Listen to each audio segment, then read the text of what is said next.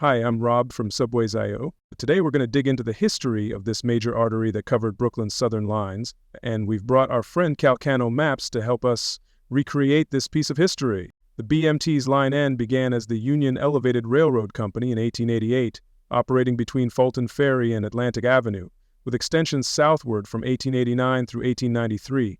It later connected to the Culver Line and West End Line, feeding trains downtown and eventually into Manhattan. The line even fed Long Island trains to Sand Street with a track connection at Atlantic Avenue. Let's start by taking a ride to get a feel for what the line looked and felt like at the end of life. Here's a map of the BMT network as it existed just before unification in 1940. We use the modern map as a base to help visually link past and present service patterns. This map also reflects the old BMT numbering system. For example, today's Culver F line is shown as the number 5, its original BMT designation. Our ride today will take us from Sand Street to 9th Avenue over the 5B service via 5th Avenue. This was in contrast to the 5A service, which operated along the Culver and used the subway via 4th Avenue. The number 6 refers to the 5th Bay Ridge service, which ran down the 3rd Avenue branch to 65th Street. Now that we have a basic understanding of our route, let's get started at our starting point, the Atlantic Avenue area along Flatbush. We're fortunate that Edward Quigley documented the line during this period. Here's to his memory. Let's take a look at the line as it appeared in 1939, thanks to Edward Quigley. To the right, you can see the BRT's connection to the Long Island Railroad.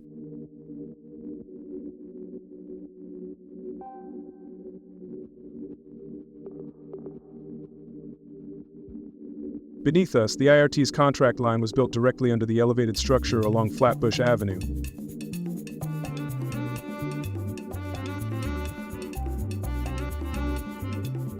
We're now passing under the Fulton Street Elevated and the Flatbush Avenue station. There was a connection between the stations.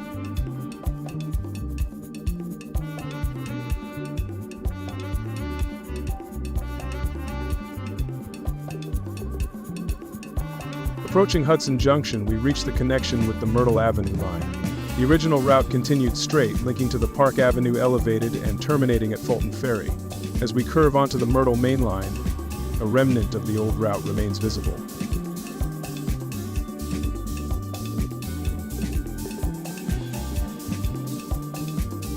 We're now on the Myrtle Main Line. This section was also used by Lexington Avenue trains. At its peak, this section served Myrtle, Lexington, 5th, Culver, West End, and even Long Island Railroad trains.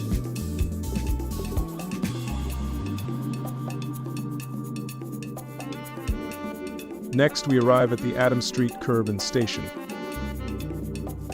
Adams Street Station, when it opened, served the nearby Brooklyn City Hall, later Borough Hall after unification. The unused trackage to the Sand Street upper level straight ahead. As we move towards the Sand Street complex, the line splits. The line originally used the upper level loop with a connection to Brooklyn Bridge service. This changed with through service with a connection to Brooklyn Bridge Yard and lower level.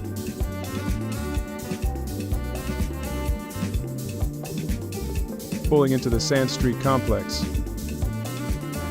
We're now crossing Flatbush Avenue and south. This truss setup was added in the 1930s to allow for easier traffic flow. This section of the line was demolished in 1970. We're now on the 5th Avenue segment of the line, which opened in 1889 and was electrified by 1900. The West End and Sea Beach lines originally operated via the 5th Avenue Elevated until service was rerouted to 4th Avenue, 1 block west. The BRT subway slowly siphoned service from the Sand Street and Park Row complexes. With all the South Brooklyn lines shifted by 1920, the Culver held on until 1940, with some subway service through the Nassau Street line starting in 1931. Culver service would be shifted over from 5th to 4th Avenue in 1940, but ultimately be shifted to the IND via the Culver ramp in 1954, setting up the pattern we see today.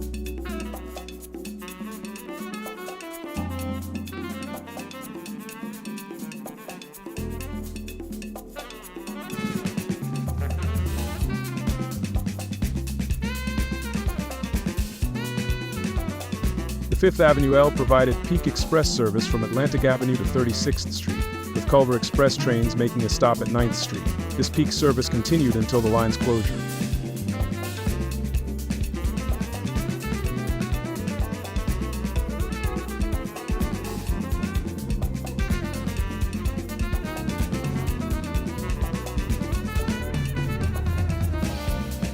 pulling into 16th Street Station with the downgrade leading into the 36th Street area starting just south of the station. The terrain drops about 55 feet between 20th and 36th Streets. Sections of the line were built quite high to navigate the park slope terrain. The city's elevated lines had to maintain grades of 1.9% or less for the early steam power, a challenge that later multiple unit trains handled with ease. Entering the 36th Street elevated complex. 36th Street was home to the old Union Depot and served as the division point between the Culver connection and the 3rd Avenue branch.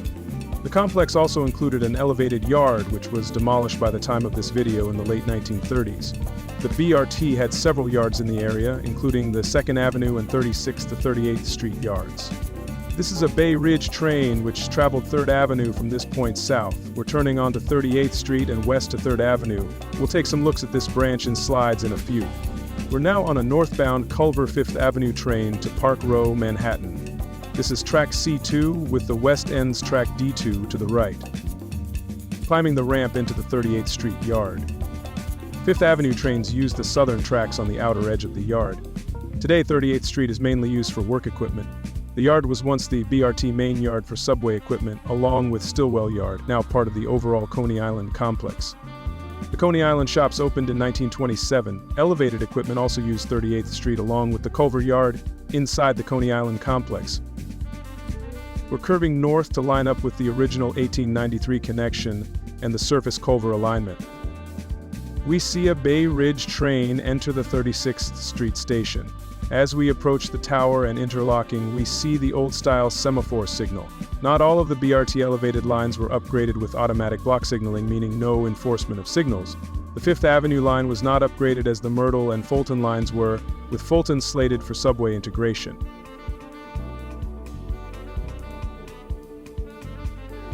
We enter back into the 36th Street elevated station northbound. We're back en route on track N1 southbound. This time we're going to take the Culver line up into 36th Street and through the yard into 9th Avenue lower level.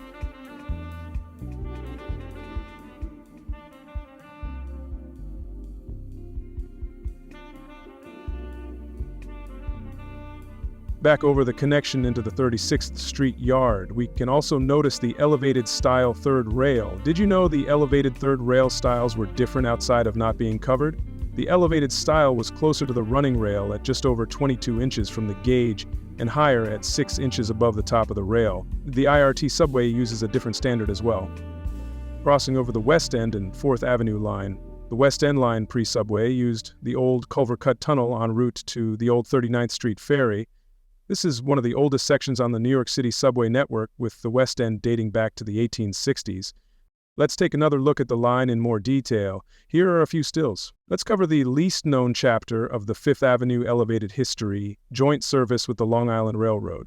The Brooklyn Elevated Railroad and Long Island signed an agreement for joint service in April of 1898. This agreement between companies created two connections to the BRT elevated lines, with one connecting to the Broadway line, or today's Jamaica line, via the Chestnut Street connection, and the second to the 5th Culver line at Flatbush and Atlantic Avenue via an elevated ramp. This allowed the Long Island Railroad to run direct trains to Sand Street upper level loop. This was also set up to allow BRT trains from Sand Street to operate summer service to Rockaway Park, just like service over the Broadway line to the north, but only for BRT trains. This connection required the Atlantic Avenue station to be moved 100 feet northwest for the connection of new girders at the new junction, with traffic opening on May 24, 1899. This connection also required the 5th Avenue structure to be raised as seen.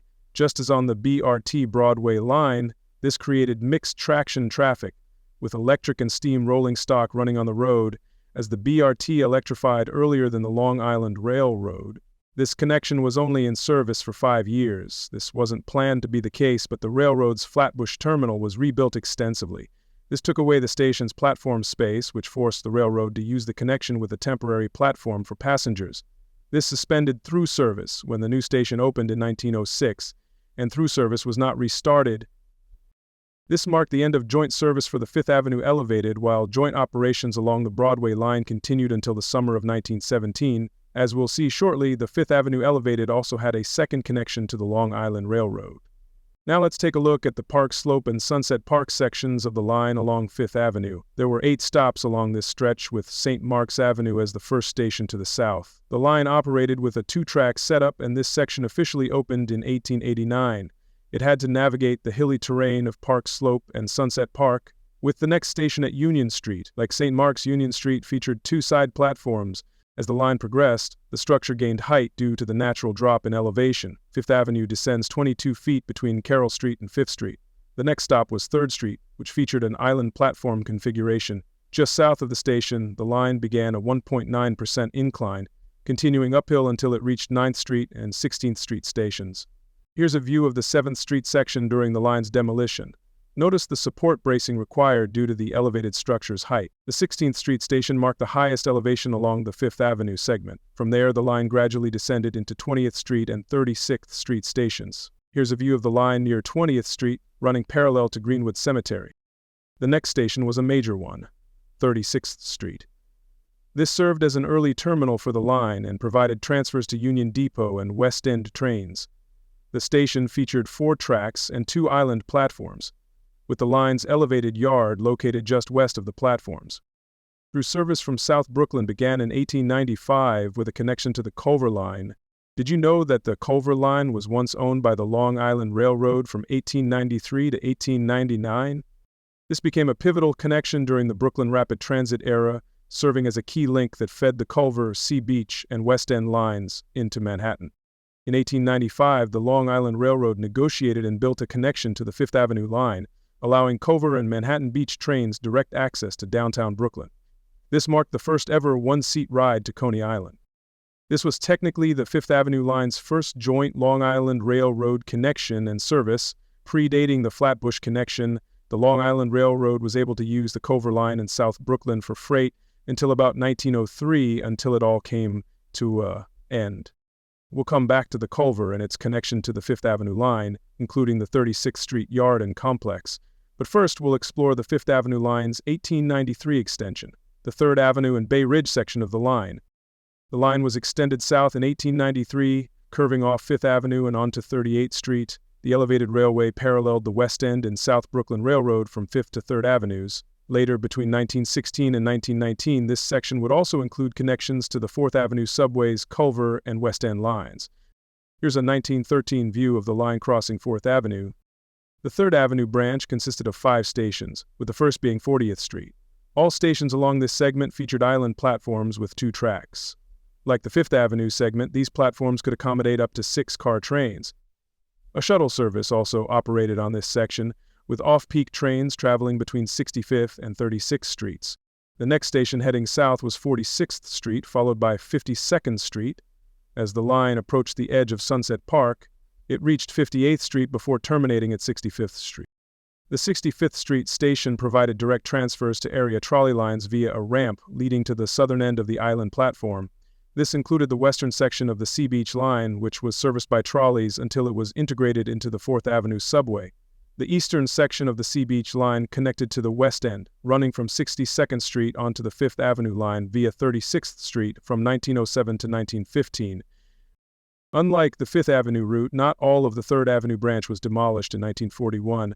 Did you know that the 3rd Avenue section of the line from 44th Street to 65th Street was actually rebuilt and repurposed as part of the Gowanus Expressway? The lattice columns were replaced with standard H-beams for additional strength, with extra stringers added to more evenly distribute the weight of the traffic. The structure was rebuilt again, with Gowanus gaining interstate status. The additional traffic required the rebuild. Let's take a look at the connection between the 36th Street Yard complex and the Culver line. This 1924 view showcases multiple BRT yards in the 36th Street area. The elevated yard, located just west of the station platforms, was primarily used for equipment storage, while the 5th Avenue line utilized the 36th Street shops for maintenance. We also had the 2nd Avenue shops used for maintenance and overhauls. Before 1916, the layout of this complex was significantly different. A ramp descended to ground level near 6th Avenue and 37th Street, crossing the old West End and South Brooklyn trackage, which included a station at 8th and 9th Avenues. The Sea Beach and West End lines curved south onto New Utrecht Avenue, stopping at 39th Street. As depicted in 1912, Culver, Sea Beach, and West End trains operated using overhead wires south of 8th Avenue. Around 1913, this area underwent major changes as the lines were reconfigured into an open cut. Here are some views of the 36th Street area's reconstruction. The elevated's connection to the South Brooklyn lines relied on 2 ramps from the open cut, leading up to the yard level. Excavation and clearing of 6th Avenue and 37th Street expanded the yard south of the inspection barn. The 5th Avenue line used the southern tracks, as seen earlier in the video, aligning with the old Long Island Railroad Culver connection. The 4th Avenue subway brought major changes, marking the point where 5th Avenue traffic began to be diverted. The 4th Avenue subway connection utilized the old Culver cut right-of-ways, leading to the former 39th Street ferry station. A new connection was built by breaking through the open-cut wall at 4th Avenue with a ramp descending into the subway. This linked the Culver and West End lines to the subway, while the Sea Beach connection, following its original right-of-ways, merged about a mile south. The Sea Beach line was the first to integrate into the subway in 1915. The West End line followed in 1916, converting its former surface route into an elevated structure. The Culver line completed its transition to an elevated line between 1919 and 1920. After the reconfiguration, all services were routed through 9th Avenue Station, which was rebuilt as a dual-level station. The upper level served the West End line, while the lower level accommodated the Culver line. East of the station, Culver trains ascended a ramp onto the elevated structure. Before 1919, however, Culver trains operated along a surface route. The South Brooklyn Railway continued using this surface alignment well into the 1970s. The subway brought increased capacity into the further reaches of Manhattan and eventually Queens, along with bi-direction express service. The 5th Avenue's obsolescence was inevitable, with it holding on for 24 years. 5th Avenue line service ended in 1940 with the unification of the subway system. After 1940, all Culver service was shifted to the subway. In 1954, the IND was extended from Church Avenue via a ramp connecting to the Culver line. As a result, Culver traffic through the 36th Street complex gradually declined, eventually ceasing entirely in 1975, bringing an end to 85 years of Culver service along this segment of the line. Let's head back downtown to explore the Hudson Avenue section of the line. This was the oldest section of the elevated. The line diverged from Flatbush Avenue, running beneath the Fulton Street or Kings County elevated, before reaching the Fulton Street station, which had an exit at the southern end of the platform. From there, it continued north along Hudson Avenue. Here are a few views of the line along this segment as it made its way toward Myrtle Avenue. Originally, the line operated from Fulton Ferry at the Brooklyn Bridge via Hudson Avenue, connecting to the old Lexington Avenue Mainline on Park Avenue. This created a grade crossing at Myrtle and Hudson, a design flaw that led to an accident and the line's closure shortly after opening. When service resumed on Hudson Avenue north of Myrtle, the branch was used by Myrtle and Lexington trains curving north onto Hudson toward Fulton Ferry. However, this was short-lived. The northern Hudson Avenue section was abandoned in 1904, and the Park Avenue segment was discontinued even earlier, in 1889. Meanwhile, 5th Avenue trains utilized the Myrtle Avenue main line, making stops at Bridge J Street and Adams Street before continuing to Sand Street and ultimately Park Row in Manhattan. A more detailed breakdown of the Myrtle Avenue line will be covered in future content. Here's a look at downtown Brooklyn's transit services as they appeared in 1904, with the Fulton Ferry branch still in operation, though the Park Avenue section had already been closed. This also highlights the Long Island Railroad's joint service between Sand Street and Jamaica, shown in red, with intermediate stops between Sand Street and Atlantic Avenue. Long Island Rapid Transit trains departing from Flatbush extended beyond Jamaica, reaching Rockaway Junction near today's Hillside Yard. Before we conclude our coverage, we want to highlight the tragic 5th Avenue elevated accident of June 25, 1923. On that Monday, 2 BMT cars derailed and plunged 35 feet onto the street at the intersection of Atlantic and Flatbush Avenues in Brooklyn. Considering the devastation, it's remarkable that the accident resulted in 8 fatalities and 70 injuries. When the first car toppled over the guardrail and landed on its side, the impact was more of a jolt than a catastrophic crash. However, moments later, as dust and smoke filled the air and cries for help echoed from the wreckage, the second car, left dangling over the edge, suddenly dropped. It crashed headfirst onto the pavement, violently telescoping into the first car. Tragically, most of the fatalities occurred in this second car. Investigations later determined that the derailment originated in the second car, forcing the first off the elevated tracks and resulting in one of Brooklyn's most devastating transit disasters. While it ranked behind the infamous Malbone Street wreck of 1918 and the 9th Avenue elevated derailment of 1905, the IRT would again surpass it in 1928 with the Times Square derailment, which became the second deadliest subway accident in New York City history. With a rich and fascinating history, the 5th Avenue elevated is often overshadowed by its more well-known sister lines like the Fulton and Myrtle, both of which still have surviving segments, just as the 5th does through the Culver line. Hopefully this breakdown has given you a clearer understanding of the old 5th Avenue elevated and its role in shaping and connecting Brooklyn's transit landscape. If you enjoyed this content, be sure to give us a like and follow. If you'd like to support our work and see more content like this, consider buying us a coffee. It helps us dedicate more time to creating these deep dives. Also, don't forget to check out our friend Calcagno Maps. His details are in the description. This is Rob from Subways.io, signing off.